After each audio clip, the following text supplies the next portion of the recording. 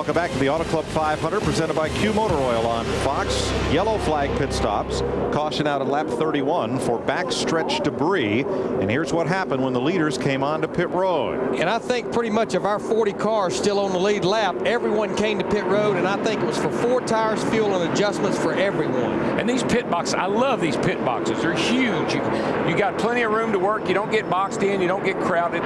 Probably the biggest issue is the driver's got to hit his mark because the box is so big. And Darrell, this is a much longer pit road than we had at Daytona. Yeah, you just saw as they all left the pits, as you'll see here later, it was a mad rush down the end of pit road down there.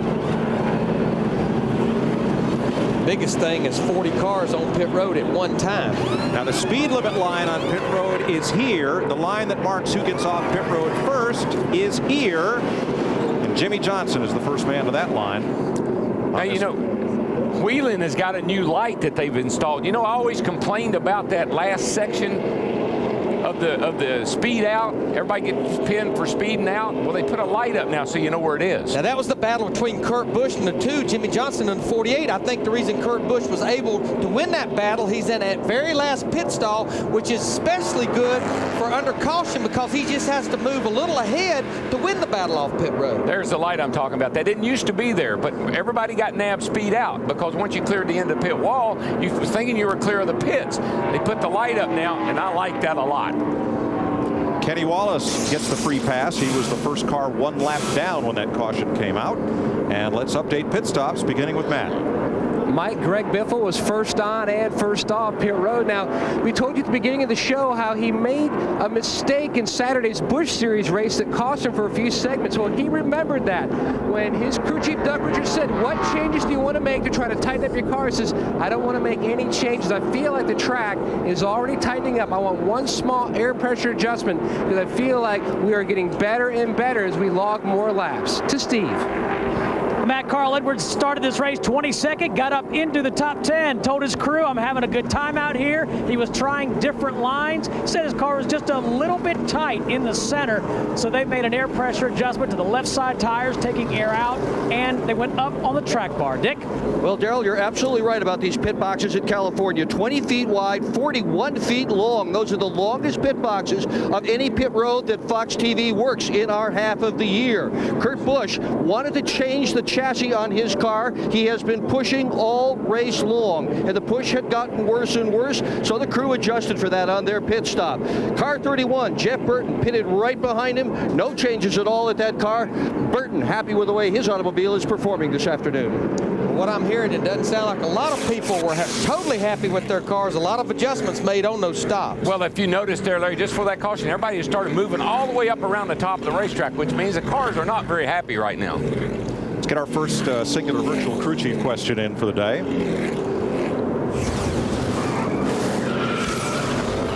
Will NASCAR curb rough driving by policing it more closely in 2006? Vote yes or no by texting the word crew to 191 on your singular wireless phone or going to foxsports.com. And you'll be entered for a chance to win Jeff Burton's payday at the Pepsi 400. Fantasia, what a great job singing the national anthem today. She's in Carl Edwards' pit. She's all suited up. She's ready for relief duty, it looks like. There's Troy Aikman in Troy Aikman's pit. Yeah, he is. He's a Hall of Fame racing. He said, what down is it? How much till halftime? He and Roger Staubach involved in the 96 that Terry Labonte is driving. Started 43rd, running up in 34th right now. Well, we have our Fox traditions, one at the start of the green flag of every race, and another on a few restarts throughout the day, because we know for Christmas, so many of you got surround sound systems. And if you already had it, I know you've been waiting about 8 months to hear this as well. So what do you think, boys? Let's crank it up.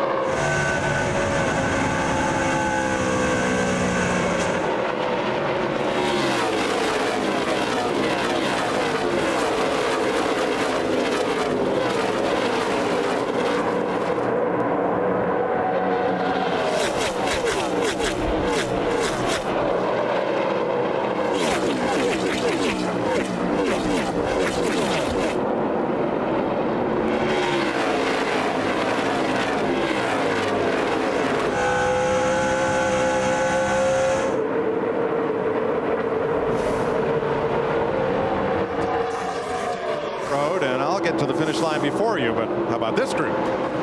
Here's a 3 wide right here. J.J. Yeley in the 18 on the outside. Casey Mears in the 42 in the black car. He split the middle with his teammate Reed Sorensen in the 41. That was an ugly drag race right there. 3 wide. There's teammates again. Kyle Busch in the 5, pushing Jimmy Johnson in the 48. We're riding with him here. Tony Stewart under Jeff Burton, right behind them.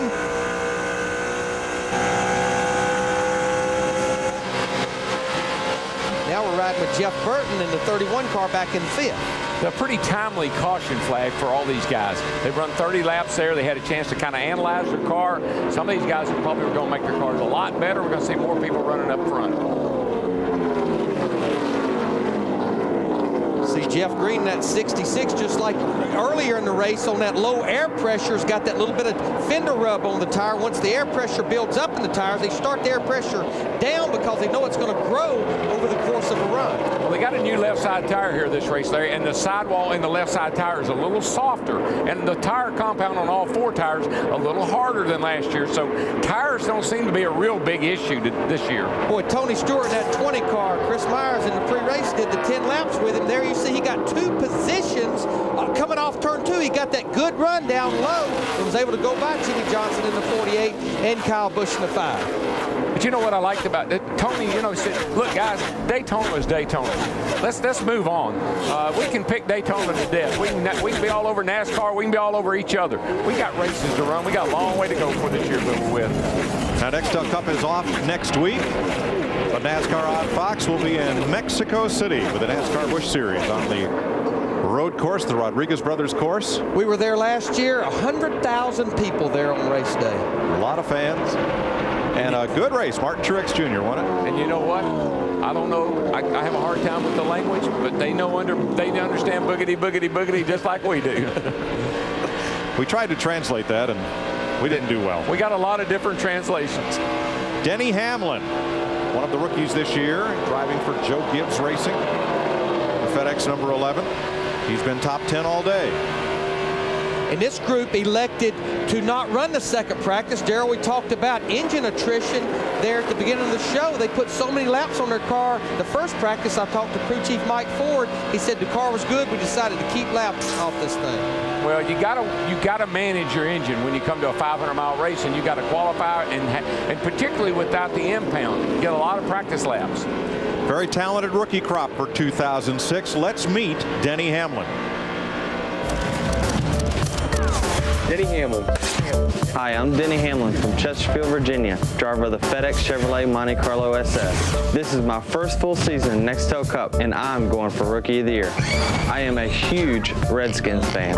When I was 11 years old, I once stood in line for 3.5 hours waiting to get Joe Gibbs' autograph. Now he's my boss. Joe Gibbs is a great guy to work for. He knows to put people in the right positions, and I'm lucky to be part of his elite group of players.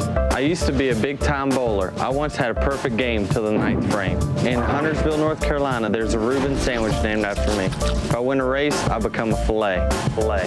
Filet. Now there's something to aspire to. Carl Edwards outside of Hamlin.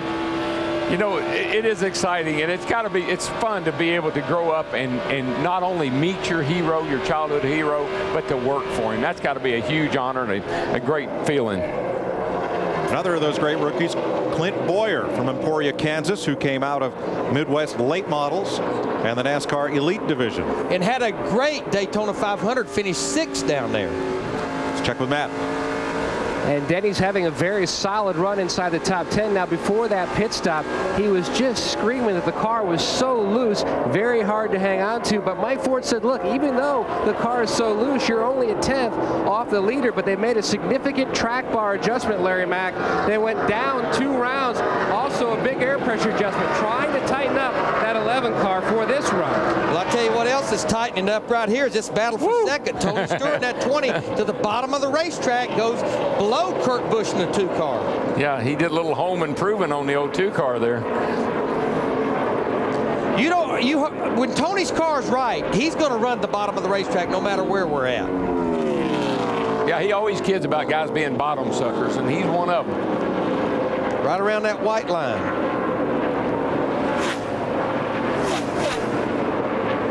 44 laps complete, only one caution flag so far. That one for debris in the back straightaway, and 41 of 43 cars on the lead lap. Only Stanton Barrett, who made an early pit stop, and Michael Waltrip, who stopped with the hood up under that caution, are one lap down. Greg Biffle is the leader. He is 1.3 seconds now ahead of a fast closing Tony Stewart. Nothing's wrong with a little bump and run.